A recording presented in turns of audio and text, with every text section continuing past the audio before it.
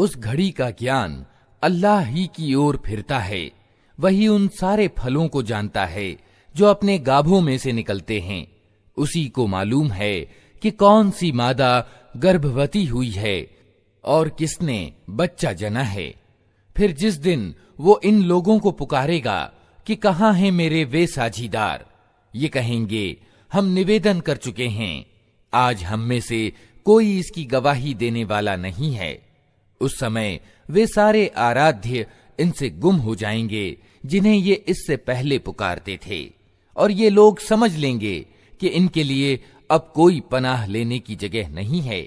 इंसान कभी भलाई की दुआ मांगते नहीं थकता, और जब कोई आफत इस पर आ जाती है तो निराश हो जाता है और जी तोड़ बैठता है।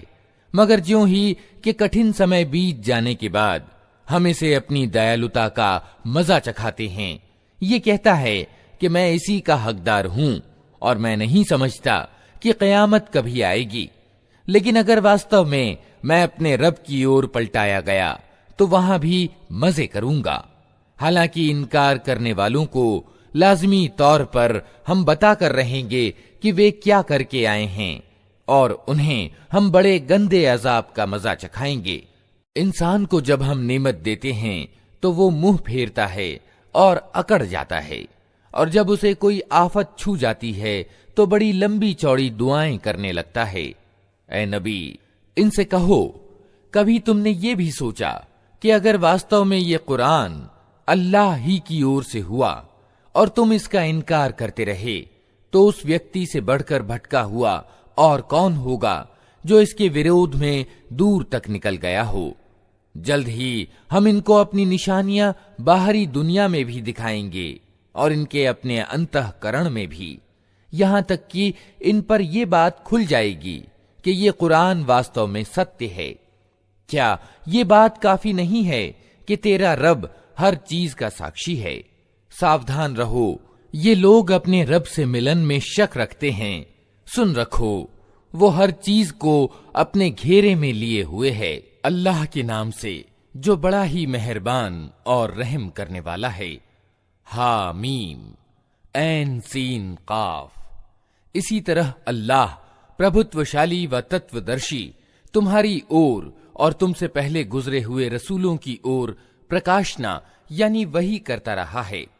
आसमानों और जमीन में जो कुछ भी है उसी का है। वो सर्वोच्च और महान है। करीब है कि आसमान ऊपर से फट पड़ें। फरिश्ते अपने रब की प्रशंसा के साथ तस्बीह यानी महिमा गान कर रहे हैं, और जमीन वालों के हक में माफी की प्रार्थनाएं किए जाते हैं। सावधान रहो, वास्तव में अल्लाह बड़ा ही माफ करने वाला और दयावान है। जिन लोगों ने उसको छोड़कर अपने कुछ दूसरे संरक्षक बना रखे हैं, अल्लाह ही उन पर निगरां है, तुम उनके हवालेदार नहीं हो। हां, इसी तरह ए नबी, ये अरबी कुरान हमने तुम्हारी ओर वही किया है ताकि तुम बस्तियों के केंद्र यानी मक्का शहर और उसके चारों ओर रहने वालों को सचेत कर दो, और इकट्ठा होने के दिन यानी क़यामत से डरा दो, जिसके आने में कोई शक नहीं। एक गिरोह को जन्नत में जाना है और दूसरे गिरोह को दोज़ख में। अगर अल्लाह चाहता तो इन सबको एक ही समुदाय यानी उम्मत बना देता, मगर वो जिसे चाहता है अपनी दयालुता में प्रवेश कराता है, और जालिमों का न कोई संरक्षक है न सहायक। क्या ये ऐसे नादान हैं कि इन्होंने उसे छोड़कर दूसरे संरक्षक बना रखे हैं? संरक्षक तो अल्लाह ही है, वही मुर्दों को जिंदा करता है और उसे हर चीज की सामर्थ्य प्राप्त है। तुम्हारे बीच जिस मामले में भी विभेद हो उसका फैसला करना अल्लाह का काम है। वही अल्लाह मेरा रब है, उसी पर मैंने भरोसा किया और उसी की ओर मैं रुजू करता हूं।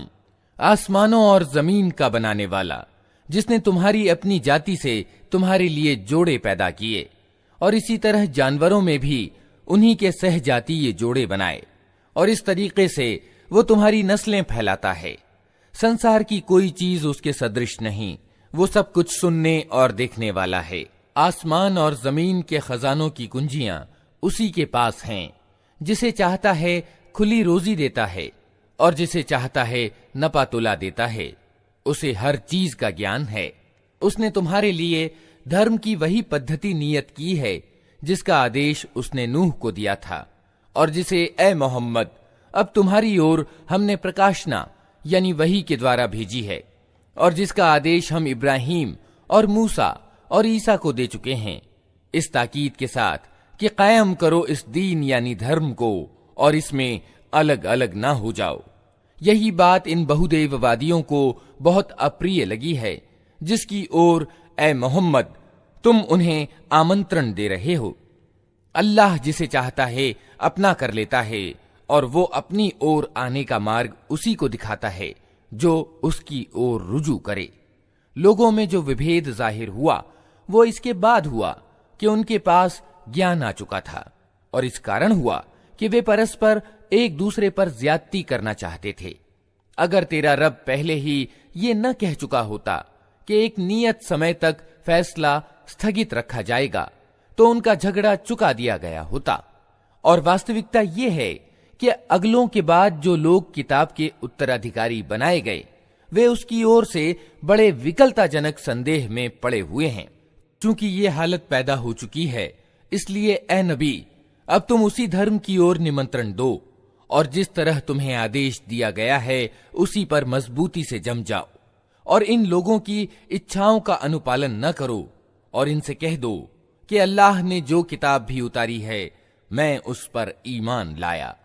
मुझे आदेश हुआ है कि मैं तुम्हारे बीच इंसाफ करूं। अल्लाह ही हमारा रब भी है और तुम्हारा रब भी। हमारे कर्म हमारे लिए हैं और तुम्हारे कर्म तुम्हारे लिए। हमारे बीच कोई झगड़ा नहीं। अल्लाह एक दिन हम सबको इकट्ठा करेगा और उसी की ओर सबको जाना है।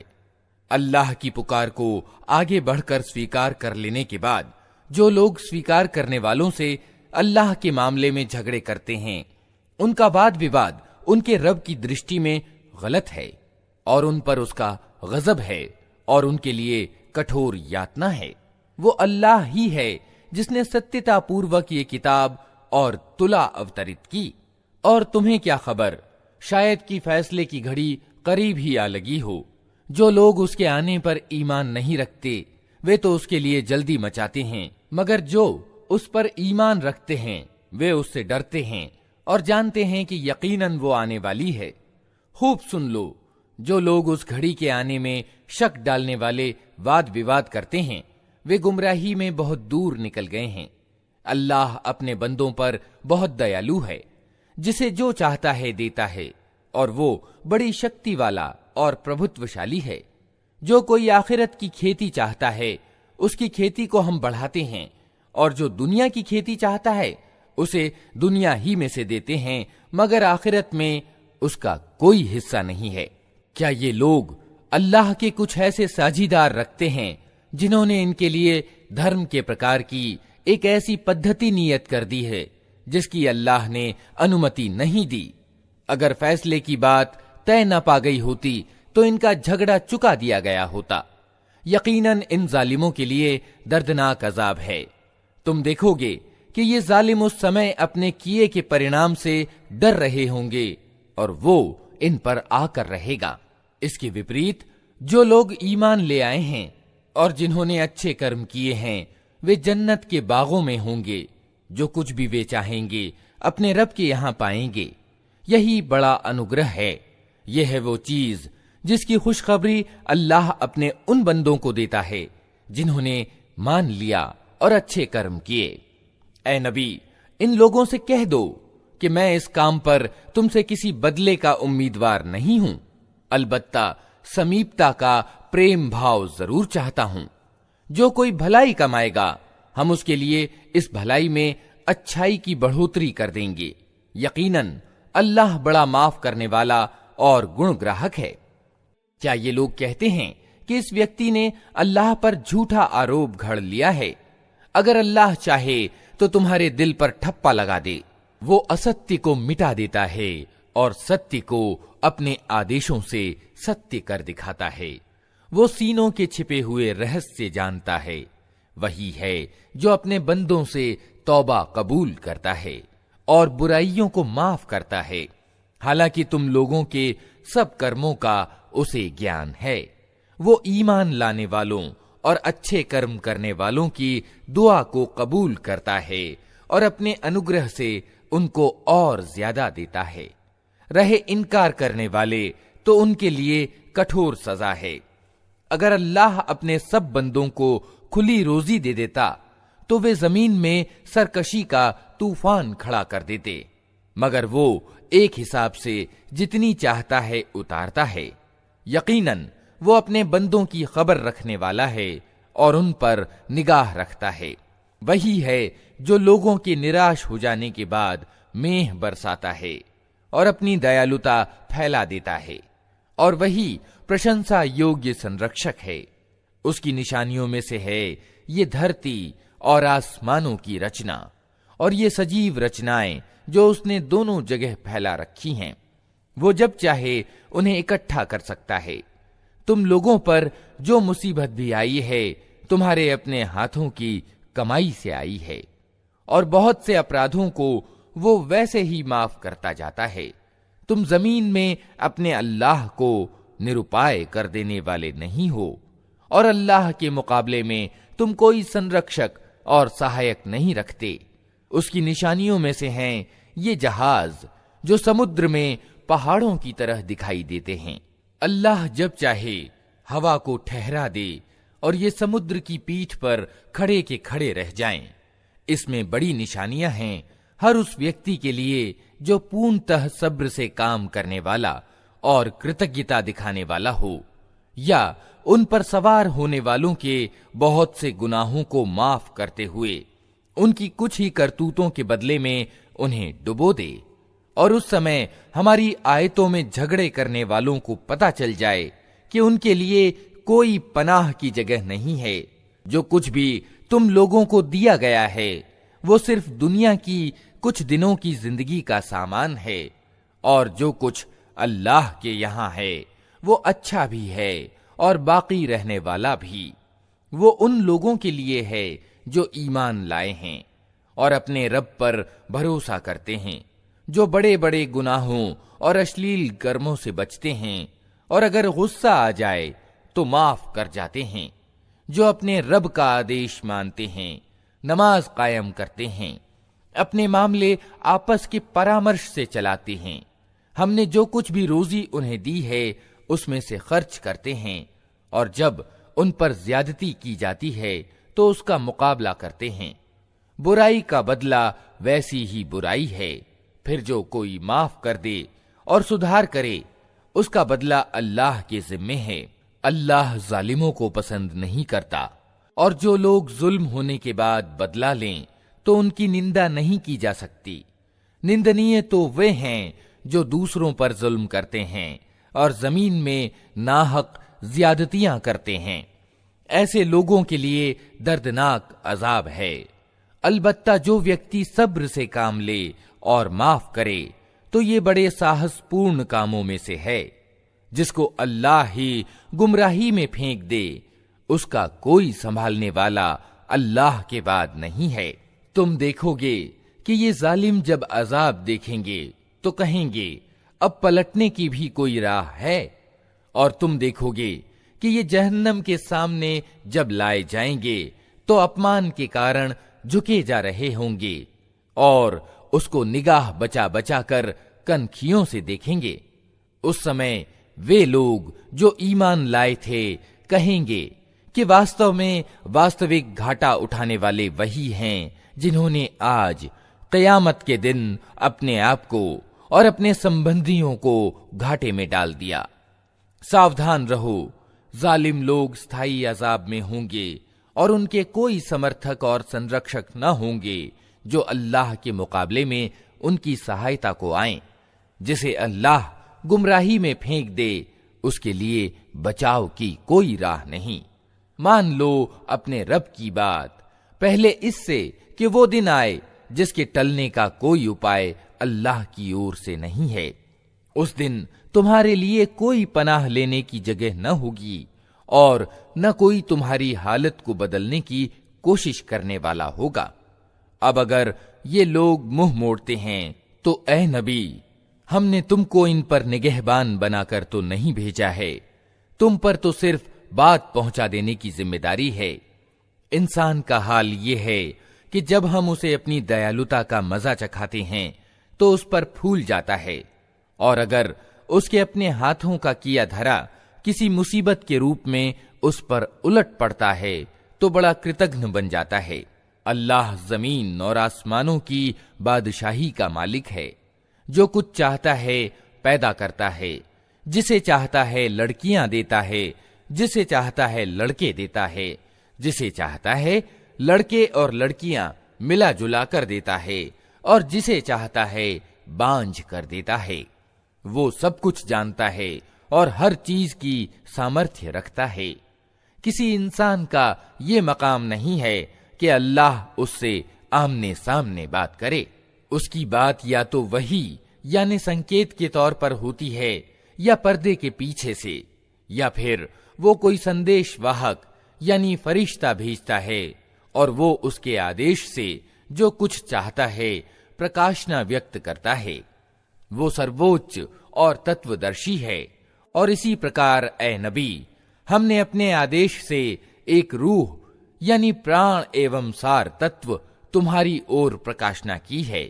तुम्हें कुछ पता न था कि किताब क्या होती है और ईमान क्या होता है, मगर उस रूह को हमने एक प्रकाश बना दिया, जिससे हम मार्ग दिखाते हैं अपने बंदों में से जिसे चाहते हैं।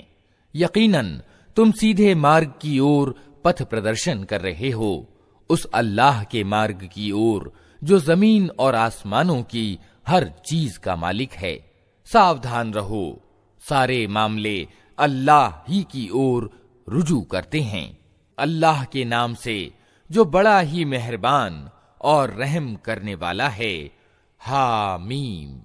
कसम है इस स्पष्ट किताब की कि हमने इसे अरबी भाषा का कुरान बनाया है ताकि तुम लोग इसे समझो, और वास्तव में ये मूल किताब में अंकित है, हमारे यहाँ बड़ी उच्च कोटि की और तत्वदर्शिता से परिपूर्ण किताब। अब क्या हम तुमसे विरक्त होकर ये नसीहत का पाठ तुम्हारे यहाँ भेजना छोड़ दें, सिर्फ इसलिए कि तुम मर्यादाहीन हो? पहले गुजरी हुई कौमों में भी बार बार हमने नबी भेजे हैं। कभी ऐसा नहीं हुआ कि कोई नबी उनके यहाँ आया हो और उन्होंने उसकी हंसी ना उड़ाई हो। फिर जो लोग इनसे कई दर्जे ज्यादा शक्तिशाली थे, उन्हें हमने तबाह कर दिया। पिछली कौमों की मिसालें गुजर चुकी हैं। अगर तुम इन लोगों से पूछो कि जमीन और आसमानों को किसने पैदा किया है, तो ये खुद कहेंगे कि उन्हें उसी प्रभुत्वशाली सर्वज्ञ सत्ता ने पैदा किया है, वही ना जिसने तुम्हारे लिए इस जमीन को गहवारा बनाया और इसमें तुम्हारे लिए रास्ते बना दिए ताकि तुम अपनी अभीष्ट मंजिल की राह पा सको, जिसने एक विशेष मात्रा में आसमान से पानी उतारा और उसके द्वारा मुर्दा जमीन को जिला उठाया। इसी तरह एक दिन तुम जमीन से निकालकर बाहर किए जाओगे। वही जिसने ये सारे जोड़े पैदा किए और जिसने तुम्हारे लिए नौकाओं और जानवरों को सवारी बनाया ताकि तुम उनकी पीठ पर चढ़ो, और जब उन पर बैठो तो अपने रब का एहसान याद करो और कहो कि पाक है वो जिसने हमारे लिए इन चीजों को वशीभूत कर दिया, नहीं तो हम इन्हें काबू में लाने की शक्ति नहीं रखते थे, और एक दिन हमें अपने रब की ओर पलटना है। ये सब कुछ जानते और मानते हुए भी इन लोगों ने उसके बंदों में से कुछ को उसका अंश बना डाला। वास्तविकता ये है कि इंसान खुला कृतघ्न है। क्या अल्लाह ने अपने पैदा किए हुए में से अपने लिए बेटियां चुनी और तुम्हें बेटे प्रदान किए? और हाल ये है कि जिस औलाद को ये लोग उस करुणामय ईश्वर से संबद्ध करते हैं, उसके जन्म की खुशखबरी जब खुद इनमें से किसी को दी जाती है तो उसके मुंह पर सियाही छा जाती है और वो शोक से भर जाता है। क्या अल्लाह के हिस्से में वो औलाद आई जो जेवरों में पाली जाती है और वाद विवाद में अपना अभिप्राय पूर्ण रूप से स्पष्ट भी नहीं कर सकती? इन्होंने फरिश्तों को, जो करुणामय ईश्वर के खास बंदे हैं, औरतें ठहरा लिया। क्या उनकी शारीरिक रचना इन्होंने देखी है? इनकी गवाही लिख ली जाएगी और इन्हें इसकी जवाबदेही करनी होगी। ये कहते हैं, अगर करुणामय ईश्वर चाहता कि हम उनकी पूजा न करें तो हम कभी भी उनको न पूजते। ये इस मामले की वास्तविकता को बिल्कुल नहीं जानते, सिर्फ तीर तुक्के लड़ाते हैं। क्या हमने इससे पहले कोई किताब इनको दी थी जिसका प्रमाण फरिश्तों के प्रति अपनी इस इबादत के लिए ये अपने पास रखते हों? नहीं, बल्कि ये कहते हैं कि हमने अपने बाप दादा को एक तरीके पर पाया है और हम उन्हीं के पद चिन्हों पर चल रहे हैं। इसी तरह तुमसे पहले जिस बस्ती में भी हमने कोई डराने वाला भेजा, उसके खाते पीते लोगों ने यही कहा कि हमने अपने बाप दादा को एक तरीके पर पाया है और हम उन्हीं के पद चिन्हों का अनुगमन कर रहे हैं। हर नबी ने उनसे पूछा, क्या तुम उसी डगर पर चले जाओगे, चाहे मैं तुम्हें उस मार्ग से ज्यादा ठीक मार्ग बताऊं जिस पर तुमने अपने बाप दादा को पाया है? उन्होंने सारे रसूलों को यही जवाब दिया कि जिस धर्म की ओर बुलाने के लिए तुम भेजे गए हो, हम उसका इनकार करते हैं।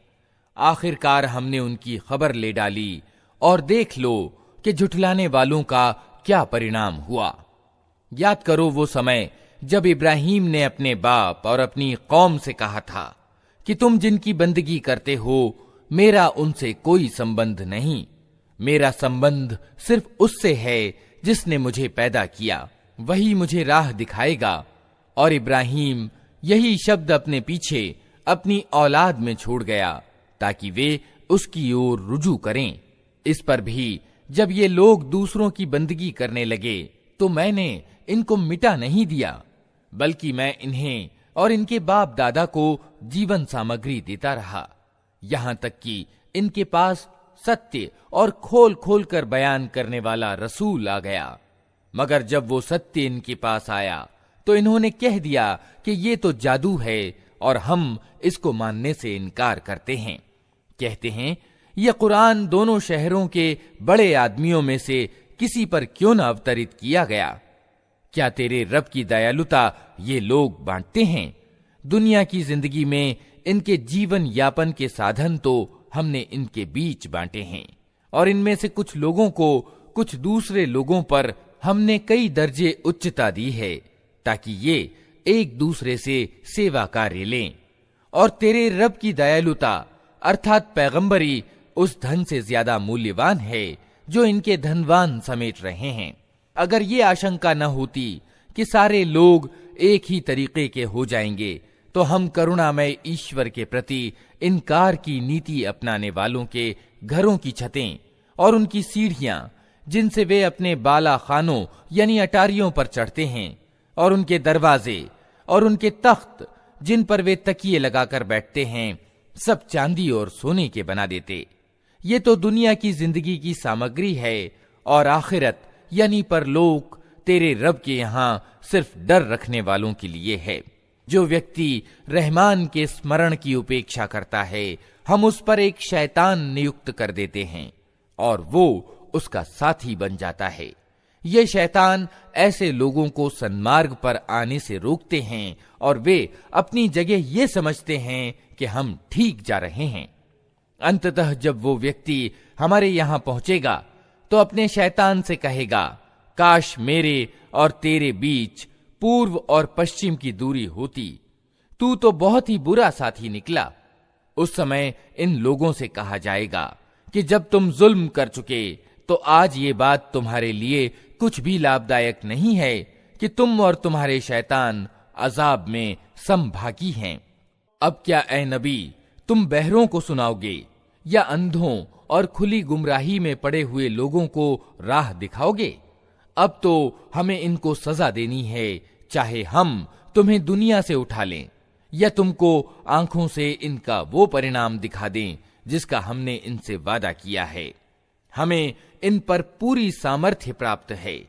तुम हर हाल में उस किताब को मजबूती से थामे रहो जो प्रकाशना यानी वही के द्वारा तुम्हारे पास भेजी गई है, यकीनन तुम सीधे मार्ग पर हो। वास्तविकता ये है कि ये किताब तुम्हारे लिए और तुम्हारी कौम के लिए एक बड़ा श्रेय यानी सम्मान है, और जल्द ही तुम लोगों को इसकी जवाबदेही करनी होगी। तुमसे पहले हमने जितने रसूल भेजे थे उन सबसे पूछ देखो, क्या हमने करुणामय ईश्वर के सिवा कुछ दूसरे इलाह यानी उपास्य भी ठहराए थे कि उनकी बंदगी की जाए।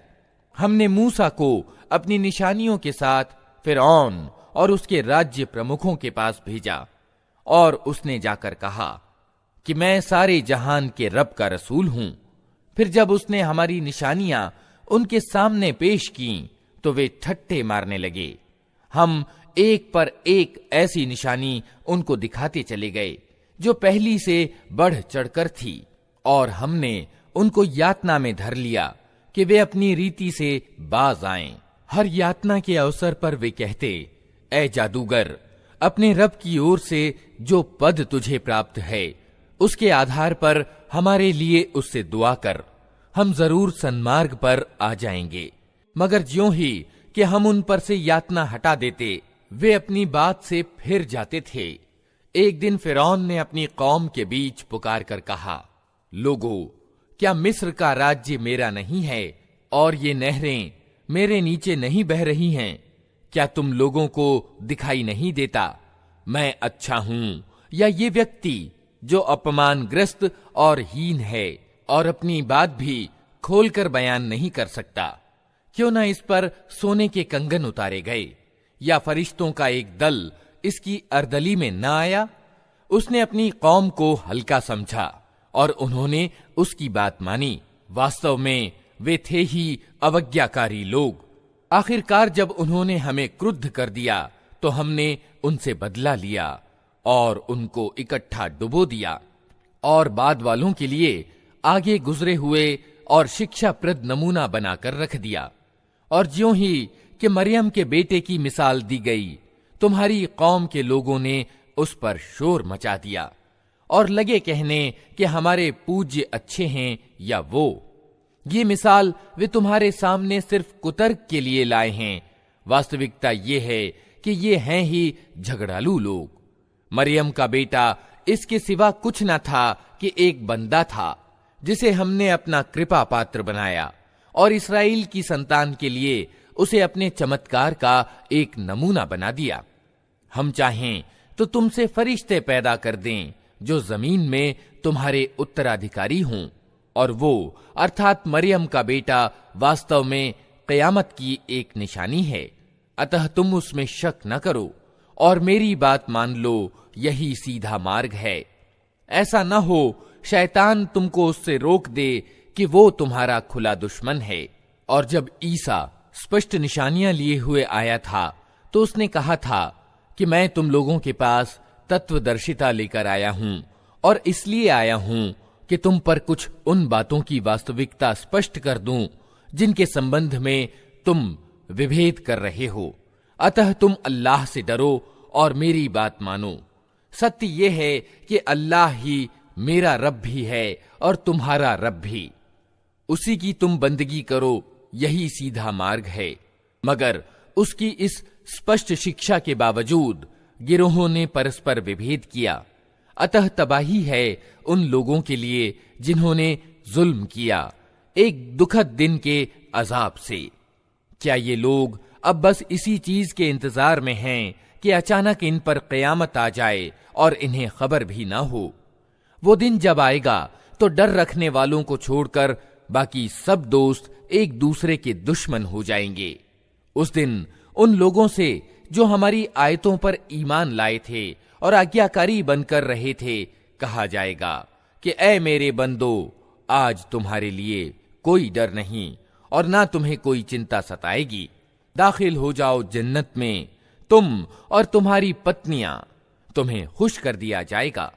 उनके आगे सोने की थालियां और जाम सागर फिराए जाएंगे, और हर मन भाती और निगाहों को लज्जत देने वाली चीज वहां मौजूद होगी। उनसे कहा जाएगा, तुम अब यहां हमेशा रहोगे। तुम इस जन्नत के वारिस अपने उन कर्मों के कारण हुए हो जो तुम दुनिया में करते रहे। तुम्हारे लिए यहां ढेर सारे मेवे मौजूद हैं जिन्हें तुम खाओगे। रहे अपराधी तो वे हमेशा जहन्नम के अजाब में ग्रस्त रहेंगे, कभी उनके अजाब में कमी न होगी और वे उसमें निराश पड़े होंगे। उन पर हमने जुल्म नहीं किया, बल्कि वे खुद ही अपने ऊपर जुल्म करते रहे। वे पुकारेंगे, ऐ मालिक, तेरा रब हमारा काम ही तमाम कर दे तो अच्छा है। वो जवाब देगा, तुम यूं ही पड़े रहोगे। हम तुम्हारे पास हक यानी सत्य लेकर आए थे, मगर तुम में से ज्यादातर को हक ही अप्रिय था। क्या इन लोगों ने कोई कार्रवाई करने का फैसला कर लिया है? अच्छा, तो हम भी फिर एक फैसला किए लेते हैं। क्या इन्होंने ये समझ रखा है कि हम इनकी रहस्य की बातें और इनकी कानाफूसियां सुनते नहीं हैं? हम सब कुछ सुन रहे हैं और हमारे फरिश्ते इनके पास ही लिख रहे हैं। इनसे कहो, अगर वास्तव में रहमान यानी करुणामय ईश्वर की कोई संतान होती तो सबसे पहले इबादत करने वाला मैं होता। पाक है आसमानों और जमीन का शासक, सिंहासन का मालिक, उन सारी बातों से जो ये लोग उससे जोड़ते हैं। अच्छा, इन्हें अपने तथ्यहीन विचारों में निमग्न और अपने खेल में व्यस्त रहने दो, यहां तक कि ये अपना वो दिन देख लें जिससे इन्हें डराया जा रहा है। वही एक आसमान में भी इलाह यानी ईश्वर है और जमीन में भी इलाह यानी ईश्वर, और वही तत्वदर्शी और सर्वज्ञ है। बहुत उच्च और सर्वोपरि है वो जिसके अधिकार में जमीन और आसमानों और हर उस चीज की बादशाही है जो जमीन और आसमानों के बीच पाई जाती है। और वही क़यामत की घड़ी का ज्ञान रखता है और उसी की ओर तुम सब पलटाए जाने वाले हो। उसको छोड़कर ये लोग जिन्हें पुकारते हैं उन्हें किसी सिफारिश का अधिकार प्राप्त नहीं, सिवाय इसके कि कोई ज्ञान के आधार पर हक की गवाही दे। और अगर तुम इनसे पूछो कि इन्हें किसने पैदा किया है तो ये खुद कहेंगे कि अल्लाह ने। फिर कहां से ये धोखा खा रहे हैं?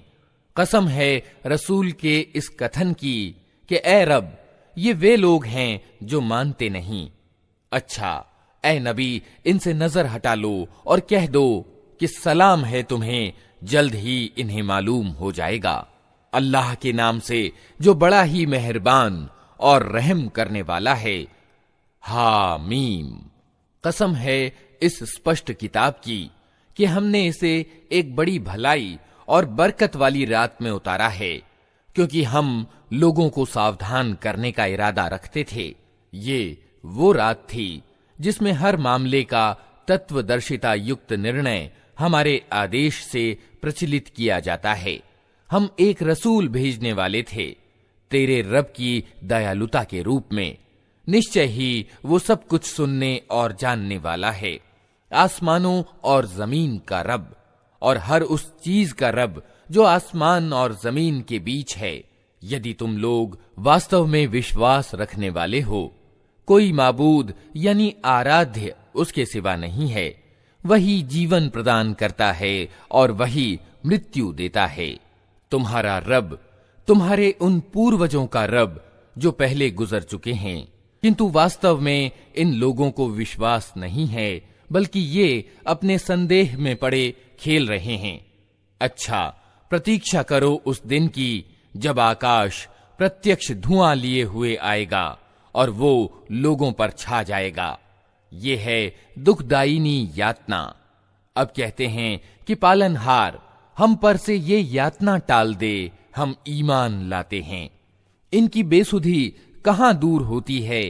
इनका हाल तो ये है कि इनके पास रसूल मुबीन आ गया, फिर भी इन्होंने उसकी ओर ध्यान न दिया और कहा कि ये तो सिखाया पढ़ाया बावला है।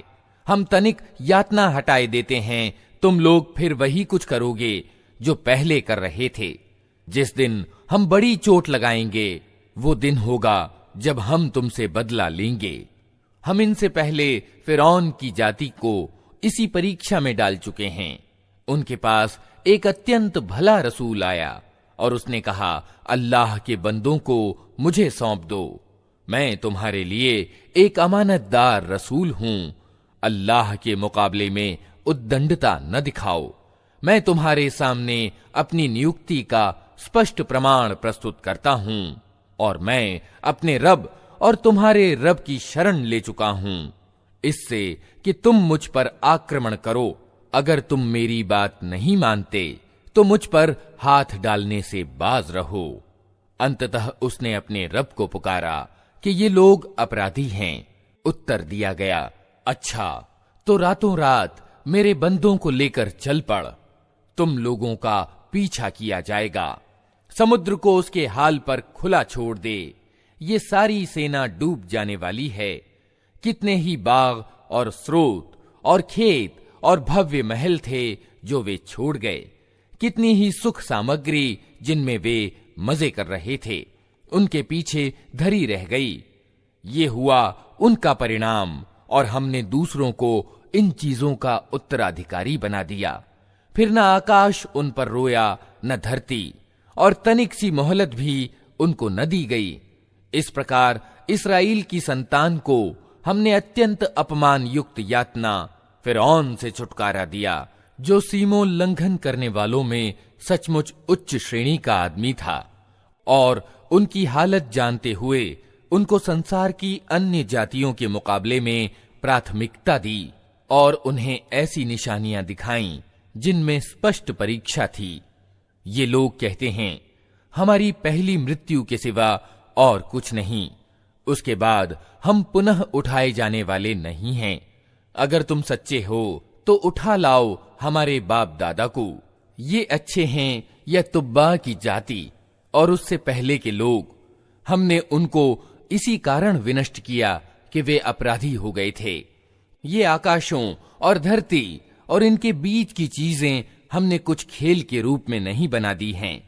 उनको हमने हक के आधार पर पैदा किया है, किंतु इनमें से अधिकतर लोग जानते नहीं हैं। इन सब के उठाए जाने के लिए निश्चित समय, निर्णय का दिन है, वो दिन जब कोई अपना निकटतम व्यक्ति अपने किसी निकटतम के कुछ भी काम ना आएगा और न कहीं से उन्हें कोई सहायता पहुंचेगी, सिवाय इसके कि अल्लाह ही किसी पर दया करे।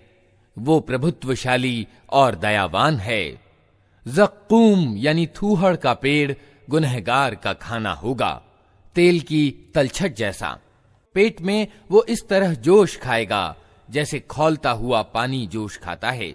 पकड़ो इसे और रगेदते हुए ले जाओ इसको जहन्नम के बीचों बीच, और उंडेल दो इसके सिर पर खौलते पानी का अजाब यानी यातना।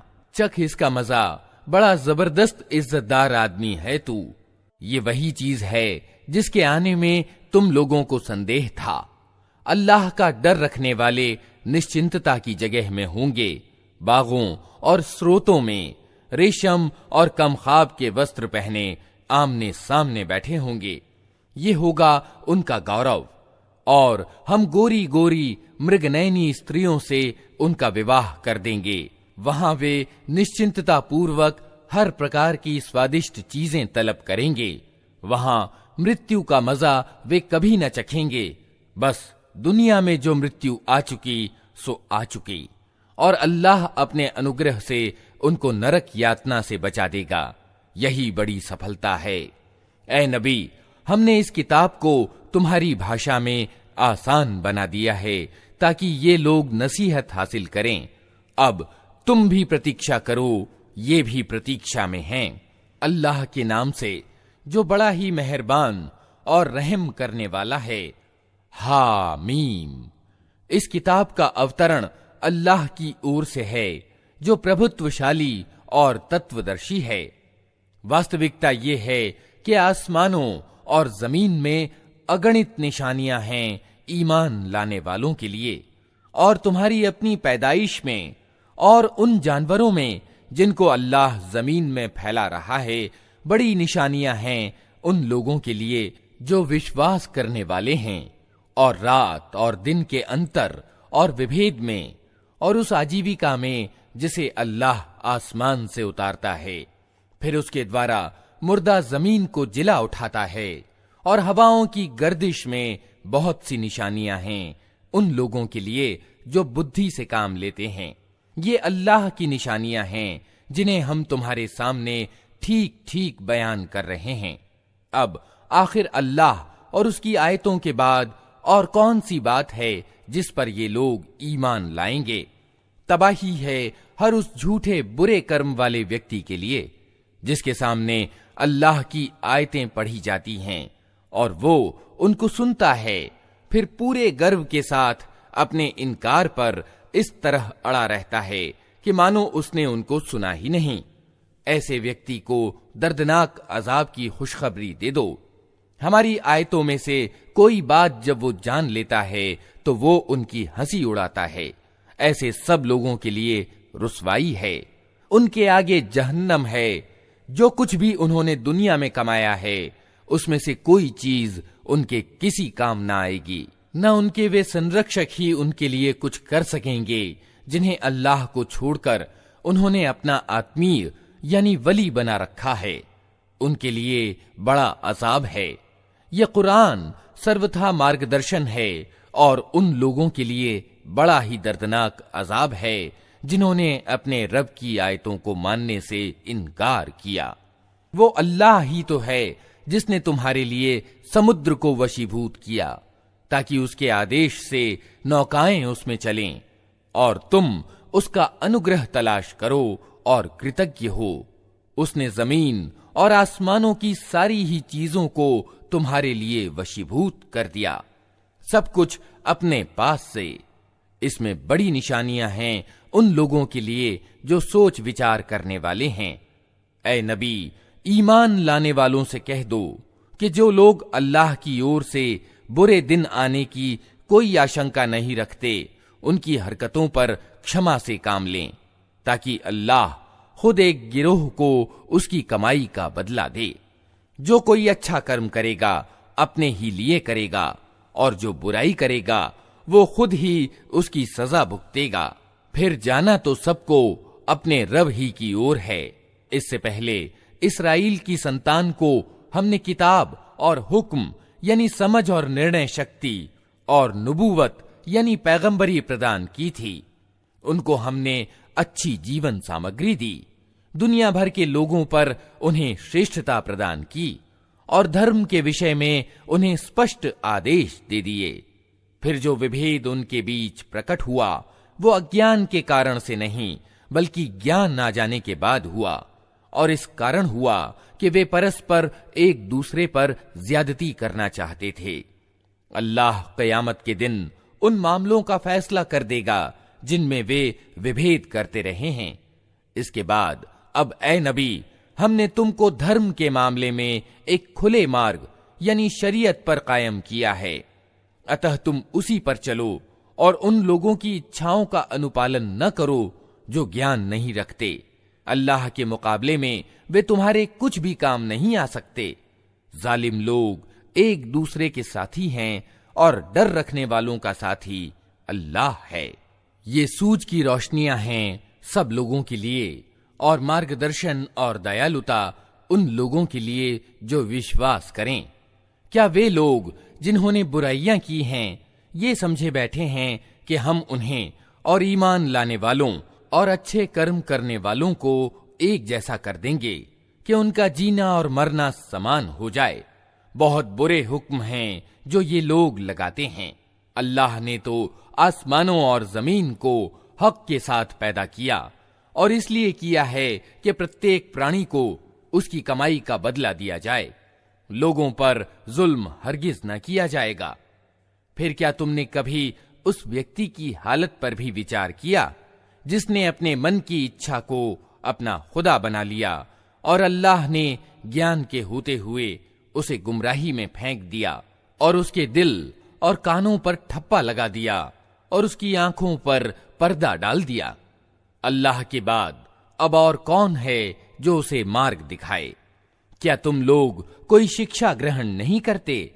ये लोग कहते हैं कि जिंदगी बस यही हमारी दुनिया की जिंदगी है, यही हमारा मरना और जीना है और दिनों की गर्दिश के सिवा कोई चीज नहीं जो हमें विनष्ट करती हो। वास्तव में इस मामले में इनके पास कोई ज्ञान नहीं है। ये सिर्फ अटकल के आधार पर ये बातें करते हैं, और जब हमारी स्पष्ट आयतें इन्हें सुनाई जाती हैं तो इनके पास कोई तर्क इसके सिवा नहीं होता कि उठा लाओ हमारे बाप दादा को, अगर तुम सच्चे हो। ऐ नबी, इनसे कहो, अल्लाह ही तुम्हें जिंदगी प्रदान करता है, फिर वही तुम्हें मौत देता है, फिर वही तुमको उस क़यामत के दिन इकट्ठा करेगा जिसके आने में कोई शक नहीं, मगर अधिकतर लोग जानते नहीं हैं। जमीन और आसमानों का राज यानी बादशाही अल्लाह ही की है, और जिस दिन क़यामत की घड़ी आ खड़ी होगी उस दिन झूठ वाले घाटे में पड़ जाएंगे। उस समय तुम हर गिरोह को घुटनों के बल गिरा देखोगे। हर गिरोह को पुकारा जाएगा कि आए और अपना कर्म पत्र देखे। उनसे कहा जाएगा, आज तुम लोगों को उन कर्मों का बदला दिया जाएगा जो तुम करते रहे थे। ये हमारा तैयार कराया हुआ कर्म पत्र है जो तुम्हारे ऊपर ठीक ठीक गवाही दे रहा है। जो कुछ भी तुम करते थे उसे हम लिखवाते जा रहे थे। फिर जो लोग ईमान लाए थे और अच्छे कर्म करते रहे थे उन्हें उनका रब अपनी दयालुता में दाखिल करेगा, और यही खुली सफलता है। और जिन लोगों ने इनकार किया था उनसे कहा जाएगा, क्या मेरी आयतें तुमको नहीं सुनाई जाती थीं? मगर तुमने घमंड किया और अपराधी बनकर रहे। और जब कहा जाता था कि अल्लाह का वादा सच्चा है और क़यामत के आने में कोई शक नहीं, तो तुम कहते थे कि हम नहीं जानते क़यामत क्या होती है, हम तो बस एक गुमान सा रखते हैं, विश्वास हमको नहीं है। उस समय उन पर उनके कर्मों की बुराइयां खुल जाएंगी और वे उसी चीज के फेरे में आ जाएंगे जिसकी वे हंसी उड़ाया करते थे। और उनसे कहा जाएगा कि आज हम भी उसी तरह तुम्हें भुलाए देते हैं जिस तरह तुम इस दिन की भेंट को भूल गए थे। तुम्हारा ठिकाना अब दोज़ख है और कोई तुम्हारी सहायता करने वाला नहीं है। ये तुम्हारा परिणाम इसलिए हुआ है कि तुमने अल्लाह की आयतों का मजाक बना लिया था और तुम्हें दुनिया की जिंदगी ने धोखे में डाल दिया था। अतः आज न ये लोग दोज़ख से निकाले जाएंगे और उनसे कहा जाएगा कि माफी मांगकर अपने रब को राजी करो। अतः प्रशंसा अल्लाह ही के लिए है जो जमीन और आसमानों का मालिक और सारे जहान वालों का पालन करता है। जमीन और आसमानों में बड़ाई उसी के लिए है और वही प्रभुत्वशाली और तत्वदर्शी है।